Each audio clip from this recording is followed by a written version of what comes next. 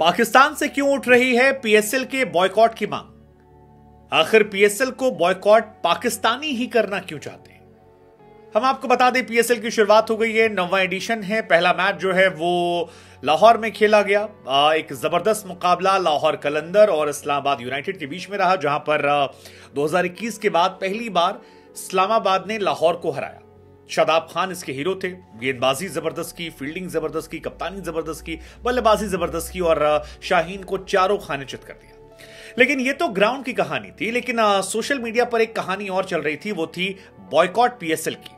बड़ी संख्या में लोग जो थे वो पीएसएल के बॉयकॉट की मांग कर रहे थे और उसकी वजह कुछ और नहीं बल्कि पीएसएल के टाइटल स्पॉन्सर केएफसी का होना था। केएफसी ब्रांड को लेकर पीएसएल के बॉयकॉट की मांग शुरू हुई और तमाम पाकिस्तानी ये लिख रहे थे कि shame on Pakistan cricket, shame on PCB management, shame on this. आप लोग कैसा स्पॉन्सर को लाए हो, एक ऐसा स्पॉन्सर जो पाकिस्तान में यहां पर भले स्पॉन्सरशिप कर रहा है लेकिन गाजा में जो हो रहा है उसको लेकर वो अपना एक अलग रुख दिखा चुका है।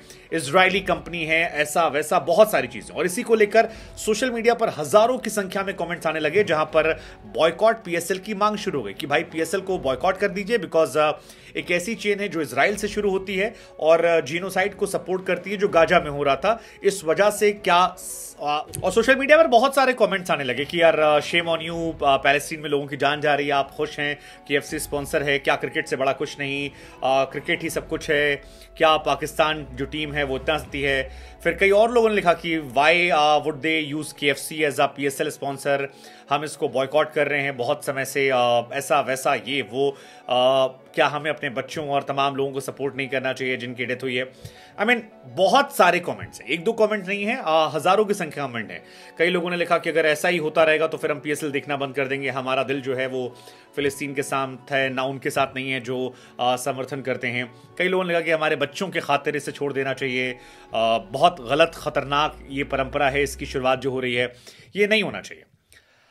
अब इसमें एक बात तो गलत है, मतलब एक तो इसको लेकर दो तरह की बात हो रही है कि एक तो आपको पैसा चाहिए पीएसएल के लिए, तो एक बड़ी कंपनी ने आपको स्पॉन्सर किया है जो बिग बैश को भी स्पॉन्सर करती है, तो वो आपके साथ है। दूसरी बात ये है कि क्या वाकई में केएफसी जो है वो इजरायली है, क्योंकि इजराइल को लेकर पाकिस्तान में एक अलग सेंटीमेंट है। आपको याद होगा रिजवान ने भी जब शतक मारा था तो उन्होंने पैलेस्टीन को अपना डेडिकेट किया था, और शायद इसी वजह से बड़ी संख्या में जो पैलेस्टीन सपोर्टर्स हैं वो क्वेश्चन कर रहे हैं कि अगर पाकिस्तान दुनिया भर में सपोर्ट करता है तो फिर यहां पर क्यों।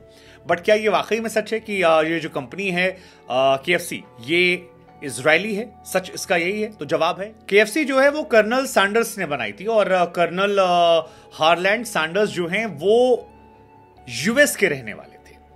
एक दो बार नहीं बल्कि तकरीबन 1000 बार वो फेल हुए थे, 1009 बार कहा था वो फेल हुए थे। 65 साल की उम्र में उन्होंने इसे बनाया था और 165 कंट्रीज में उनकी केएफसी जो है वो चल रही है, जिनकी तस्वीर है। 1890 में उनका जन्म हुआ था अमेरिका के इंडियाना में, जहां उनका जन्म हुआ था, और 6 साल में उनके फादर की डेथ हुई। देन मॉम ने शादी कर ली दूसरी, सौतेले माँ बाप से पटी नहीं, सौतेले फादर से, तो फिर वहाँ चले गए आंटी के यहाँ, फिर सेना में भर्ती हुए, फिर चिकन की वजह से वो कर्नल बने। मतलब बड़ी कहानियाँ उनकी बहुत अलग अलग तरह की हैं कि चिकन बेचने लगे, उनका काम चला, मोटी कमाई होने लगी। फिर एक बार गवर्नर आए थे, उन्हें इनका चिकन जो था वो पसंद आया, फिर वहीं से इन्हें कर्नल की उपाधि मिली और तब से कर्नल सैंडर्स के नाम से जाने लगे। फिर धीरे धीरे इनका रेस्टोरेंट फेमस हुआ, काफ़ी चीज़ें रहीं। बट इसकी कहानी ये है कि ये यूएस का है, और अमेरिका पाकिस्तान के रिश्ते तो हमेशा रहे। पाकिस्तान से क्या रिश्ते अमेरिका तोड़े, अमेरिका से रिश्ते पाकिस्तान तोड़ेगा? I don't think it's possible. So KFC is a American brand, it's not Israeli brand. ऐसे में ये बॉयकॉट कितना सही कितना गलत ये देखने वाली बात है। हाँ, अगर केएफसी मैनेजमेंट की तरफ से कोई ऐसा स्टेटमेंट दिया गया है जो हर्ट करने वाला sentiment, then that's a different story. But KFC is not a Israeli brand. ऐसे में क्या ये बॉयकॉट सही है, और आप कैसे देखते हैं इस बॉयकॉट?